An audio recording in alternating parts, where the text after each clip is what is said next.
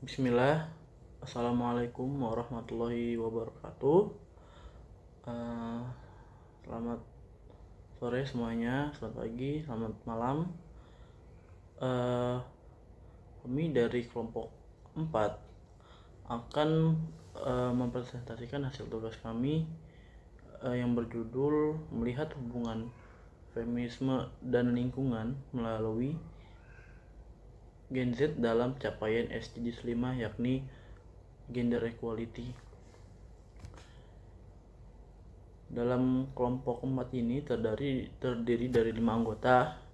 Yang pertama ada Gita Dianda Paramita, kemudian ada Suci Diah Pertiwi, kemudian yang ketiga Anissa Putri Wulandari, keempat saya sendiri Watsik Mutawakil Amin, dan yang kelima adalah Indah Budiarti. Baik, di sini saya akan menjelaskan yang pertama, yaitu latar belakang.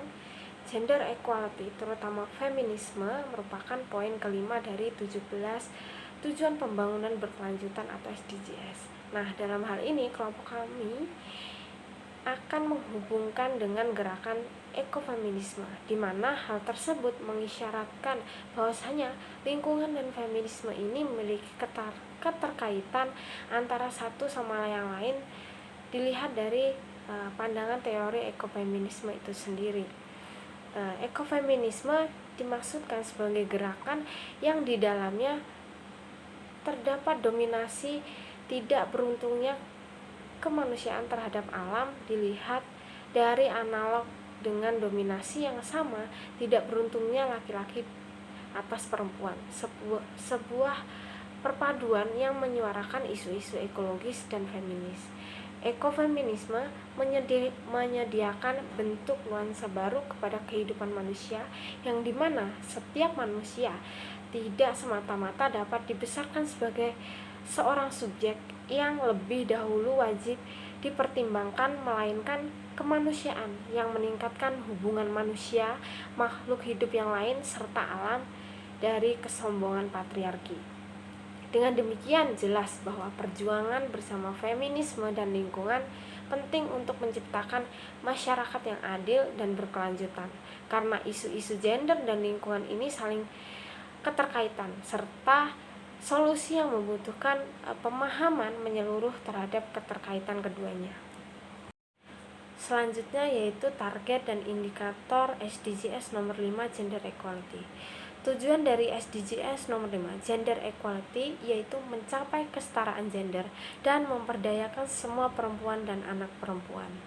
Nah, dalam SDGs 5 gender equality ini terdapat 9 target dan 14 indikator. Akan tetapi dalam penelitian paper kami hanya ada 2 target yang akan menjadi fokus utama, yaitu target 5.5 menjamin partisipasi penuh dan efektif dan kesempatan yang sama bagi perempuan untuk memimpin di semua tingkat pengambilan keputusan dalam kehidupan politik, ekonomi, dan masyarakat. Dan target 5.B meningkatkan penggunaan teknologi yang memampukan, khususnya teknologi informasi dan komunikasi, untuk meningkatkan pemberdayaan perempuan, serta dengan indikator 5.5.1 proporsi kursi yang diduduki perempuan di A. Parlemen tingkat pusat dan B. Pemerintah daerah, serta indikator 5.B.1 proporsi individu yang menguasai atau memiliki telepon genggam berdasarkan jenis kelamin. Assalamualaikum warahmatullahi wabarakatuh. Perkenalkan, nama saya Anissa Putri Wulandari. Di sini saya akan menjelaskan mengapa SDGs 5 perlu diperhatikan. Gender equality, terutama feminisme, merupakan poin ke-8 dari 17 tujuan pembangunan berkelanjutan atau SDGs. Hal itu mengisyaratkan bahwa fenomena ekofeminisme ini perlu diperjuangkan dikarenakan lingkungan dan feminisme ini memiliki keterkaitan antara satu sama lain dilihat dari pandangan teori ekofeminisme itu sendiri. Ekofeminisme dimaksudkan sebagai gerakan yang di dalamnya terdapat dominasi tidak beruntung kemanusiaan terhadap alam dilihat analog dengan dominasi yang sama tidak beruntungnya laki-laki atas perempuan.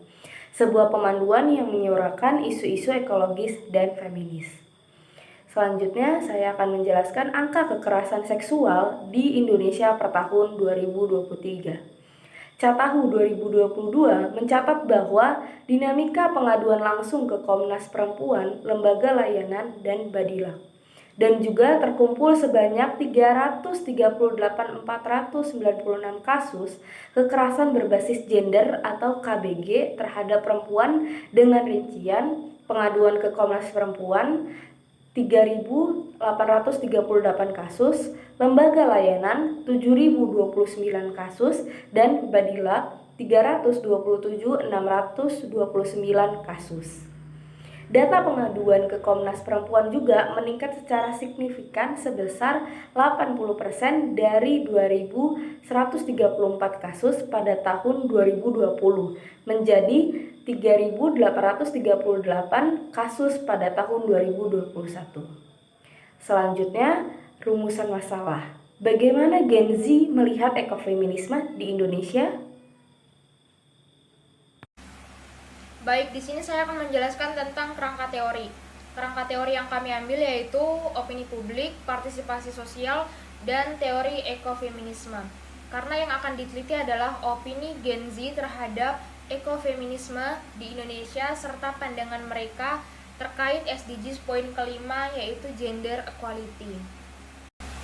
Baik, dengan demikian hubungan antara manusia dan alam tidak dapat dipisahkan karena manusia dan alam saling memelihara dan bukan terpisah, di mana manusia mendominasi alam. Sama halnya dengan pernyataan bahwa perempuan dan alam tak pantas diperlakukan tidak adil. Kedua hal ini harus diperjuangkan secara bersamaan. Pembahasan hasil kuesioner yang kami sebar kepada mahasiswa UMY. Jadi rata-rata jawaban yang kami terima dalam kuesioner ini sebanyak 82,6 mahasiswa UMY sudah mengetahui apa itu SDGs 5 gender equality dengan jumlah 82,6 itu sudah mengetahui SDGs 5 gender equality dan sisanya ada 17,4% yang tidak mengetahui gender equality. Mungkin bukan tidak mengetahui, mereka tahu gender equality, namun mereka tidak tahu bahwa kalau gender equality itu bagian dari Sustainable Development Goals kelima gitu. Next, selanjutnya 1, 2, 3. Pembahasan selanjutnya adalah dari hasil kuesioner yang kami sebar diketahui bahwa antara perempuan dan laki-laki tidak berbeda jauh. Maksudnya adalah pengisi kuesioner laki-laki dan perempuan itu tidak terlalu jauh. Perempuan sebesar 56,5%, sedangkan laki-laki sebesar 43,5%.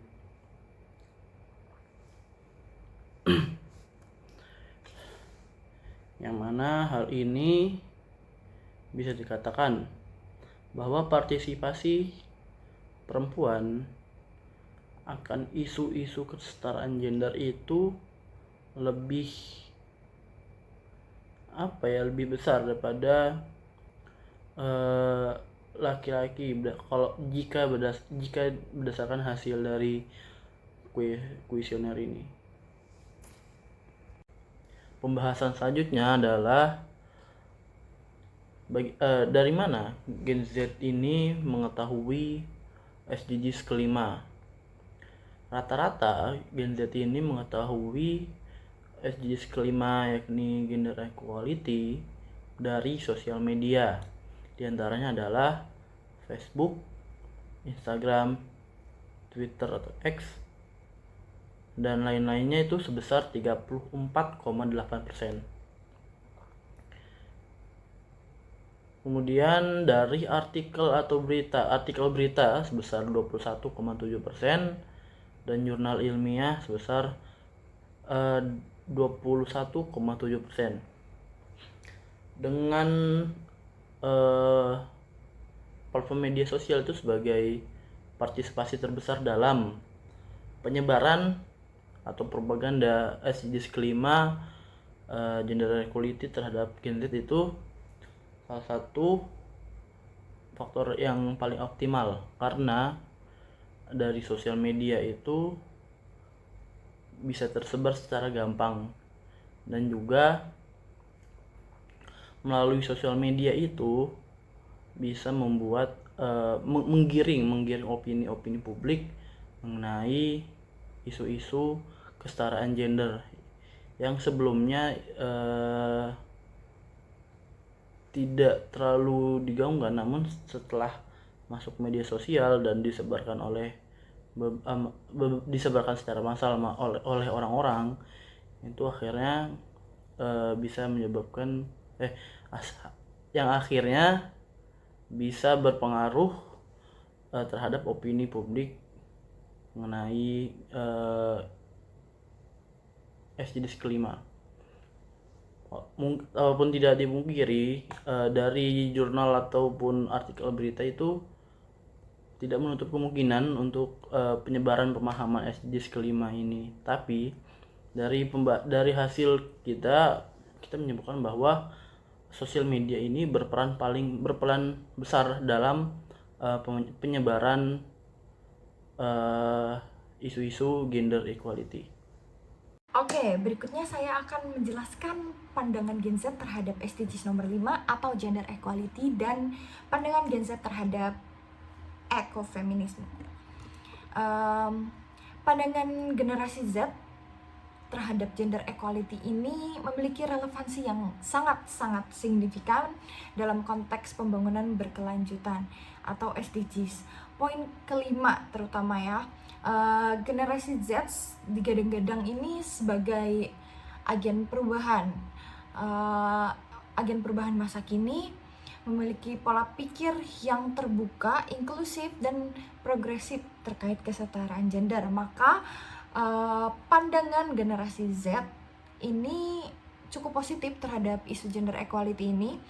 Mereka memiliki pemikiran yang terbuka sehingga mereka cukup menyadari bahwa isu gender ini merupakan isu yang penting untuk diperjuangkan. Seperti itu. Pandangan Gen Z yang seperti ini juga dapat mendorong keberlangsungan pembangunan berkelanjutan SDGs nomor 5 ini. Dengan pandangan Gen Z yang positif ini berdampak kepada SDGs nomor 5, seperti itu. Generasi Z di Indonesia juga melihat ekofeminisme ini sebagai gerakan yang mendorong perempuan untuk aktif dalam mengelola lingkungan dan mendapatkan keuntungan ekonomi dari sumber daya alam tanpa merusak lingkungan tersebut. Mereka juga melihat bahwa ekofeminisme ini suatu pandangan yang cukup baik, karena dengan satu pemikiran ini berusaha untuk memperjuangkan dua hal sekaligus, yaitu lingkungan dan perempuan, seperti itu. Oke, selanjutnya saya akan menjelaskan gerakan-gerakan ekofeminisme yang telah hadir di Indonesia. Gerakan-gerakan ini muncul karena adanya inisiatif-inisiatif dari orang-orang yang menyadari bahwa pentingnya untuk memperjuangkan perempuan dan alam secara bersamaan. Yang pertama ada gerakan Wadon Wadas. Gerakan ini merupakan gerakan yang dilakukan oleh perempuan-perempuan di desa Wadas untuk menolak penambangan andesit di desa mereka. Perempuan-perempuan Wadas ini menganggap bahwa penambangan andesit di desa mereka akan menimbulkan kerusakan desa mereka dan membahayakan keberlangsungan hidup mereka. Begitu. Ekofeminisme di sisi lain merupakan gerakan feminis berbasis lingkungan. Seperti yang sudah saya jelaskan sebelumnya, menganggap bahwa perempuan dan lingkungan sama-sama didominasi oleh budaya patriarki yang agresif. Para ekofeminisme menganggap bahwa rusaknya lingkungan ini akan memberikan dampak paling besar terhadap perempuan. Begitu. Maka perempuan-perempuan desa Wadon Wadas ini menolak keras adanya penambangan andesit di desa mereka, seperti itu. Berikutnya, yang kedua ada gerakan Mama Aleta Baun di Nusa Tenggara Timur atau NTT. Ini merupakan contoh dari gerakan ekofeminisme yang berhasil menolak eksploitasi lingkungan, di mana Mama Aleta merupakan tokoh gerakan yang menanggung jawab atas penambangan marmer di desanya. Seperti yang sudah saya jelaskan pada gerakan Wadon Wadas, di gerakan Mama Aleta ini juga mereka memiliki pemikiran yang sama, yaitu jika alam atau lingkungan rusak, maka yang paling terkena dampaknya adalah perempuan, seperti itu. Lalu yang ketiga ada gerakan Cipko dan gerakan Cipko yang merupakan wajah ekofeminisme. Meskipun bukan berakar di Indonesia ya gerakan ini, tapi gerakan ini tuh cukup getol atau kayak sering disuarakan oleh para penggerak di bumi pertiwi ini ya. Gerakan ini mempunyai pendekatan non-kekerasan, Cipko, dan mengkritis pilar-pilar modernisme yang mengakibatkan dominasi yang sangat kuat dalam relasi antar kelompok manusia. Begitu. Lalu ini beberapa contoh gerakan ekofeminisme yang sudah dilakukan ya, seperti ekofeminisme dan perlawanan kekerasan Sri Kandi Kendang terhadap pembangunan yang menindas. Terus ada juga artikel yang berbicara tentang suara ekofeminisme sukarelawan ini ajak perempuan Jabar makin peduli di lingkungan. Ini dilakukan di Cianjur pada saat saya baca. Lalu berikutnya ada gerakan ekofeminisme dalam memutus rantai patriarki. Ada juga ekofeminisme dan perjuangan menuntut keadilan lingkungan, seperti itu. Dan berikutnya ada partisipasi Gen Z melalui sosial media, komunitas Girl Up.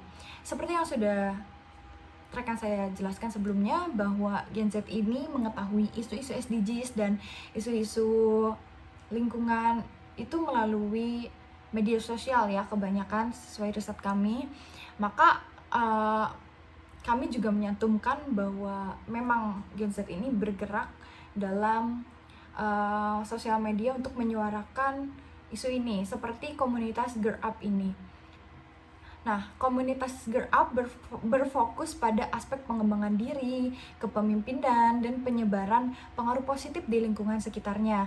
Gerakan ini juga bertujuan untuk meningkatkan kesadaran dan mendukung remaja perempuan dalam bidang kesehatan, keselamatan, pendidikan, dan kepemimpinan. Seperti itu. Gerakan-gerakan ini banyak di beberapa kampus Indonesia, contohnya di Undip, di UI, seperti. Dan masih banyak lagi ya, teman-teman. Dan di awal kami meng-highlight bahwa mengapa kami berfokus pada SDGs nomor 5 ini, karena memang angka kekerasan pada perempuan di Indonesia ini sangat tinggi. Nah, lalu bagaimana sih pemerintah ini mengatasi hal tersebut ya, demi menurunnya angka kekerasan tersebut? Pemerintah sendiri berusaha melakukan tindakan yang terbaik. Salah satunya kami menemukan bahwa pemerintah telah membuat aplikasi Sapa 129. Layanan Sapa 129 yang dihadirkan Kementerian PPPA sejak 2021 ini merupakan kontak center pengaduan khusus perempuan dan anak-anak yang dapat diakses oleh seluruh masyarakat kapanpun dan dimanapun. Caranya hanya dengan menghubungi telepon hotline 129 atau WhatsApp ke nomor yang tertera. Aplikasi Sapa 129 bisa diunduh langsung di telepon pintar dan terhubung langsung dengan sistem informasi online perlindungan perempuan dan anak Simfoni PPA. Melalui aplikasi tersebut, masyarakat bisa langsung melaporkan kekerasan yang dialami atau diketahuinya. Seperti itu. Jadi sosial media dan teknologi ini sangat berperan dalam mencapainya tujuan dan target-target SDGs, khususnya nomor 5 ini di gender equality seperti itu. Berikutnya akan dilanjutkan oleh rekan saya. Baik teman-teman, dari hasil riset yang telah kami lakukan dapat disimpulkan bahwa Gen Z sendiri telah melek akan isu kesetaraan gender. Dapat dilihat juga dari penelitian kami, di mana sebagian besar dari mereka menjawab ya dan membuktikan bahwa mereka paham akan isu kesetaraan gender. Dan mereka mengetahui isu-isu ini dari platform media sosial, portal, dan jurnal ilmiah. Secara ringkas dapat dikatakan bahwa teori opini publik ini sangat berperan penting dalam mengungkapkan hasil dari opini atau pemeriksaan Gen Z terhadap isu gender equality dalam konteks ekofeminisme.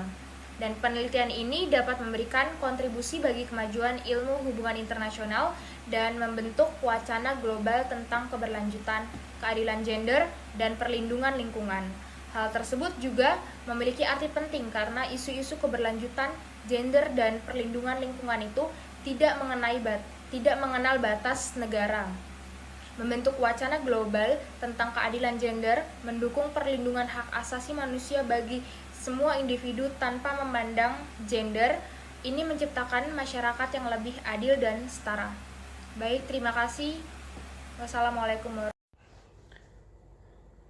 1, 2, 3. Baiklah, sekian penjelasan dari kelompok kami, hasil pembahasan dari kelompok kami yang menjelaskan SDGs poin 5 melalui SDGs poin 5 gender equality. Kurang lebihnya mohon maaf. Assalamualaikum warahmatullahi wabarakatuh.